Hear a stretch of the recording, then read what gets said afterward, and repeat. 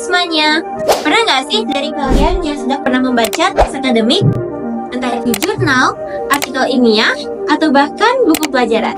Tapi setelah beberapa halaman, kalian tuh suka merasa bingung. Atau bahkan kalian suka lupa barusan baca apa. Kalau iya, tenang, kalian gak sendirian kok.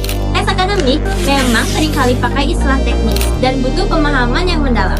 Nah, supaya kalian gak cuma baca aja, tapi juga benar-benar paham, kalian perlu tahu satu kemampuan penting. Apa tuh? Membaca kritis.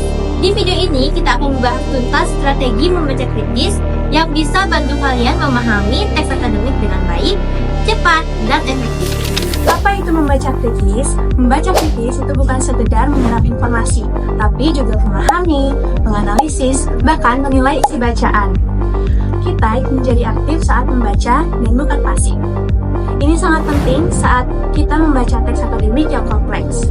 Nah, selanjutnya ada 5 strategi membaca kritis yang bisa langsung kalian praktik. Pertama, tentukan tujuan membaca. Nah, sebelum kalian membaca, kalian bisa bertanya dulu kepada diri kalian sendiri. Apa sih tujuan kalian membaca? Apakah ingin mencari teori? Atau ingin memilah argumen? Atau mungkin tujuan untuk diskusi? Nah, dengan adanya kalian mengetahui tujuan kalian membaca, kalian bisa melewatkan informasi-informasi tertentu.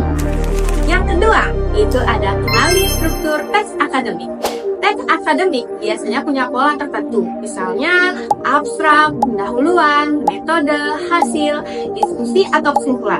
Kalau kalian tahu bagian-bagian ini, kalian nggak perlu baca semua dari awal sampai akhir.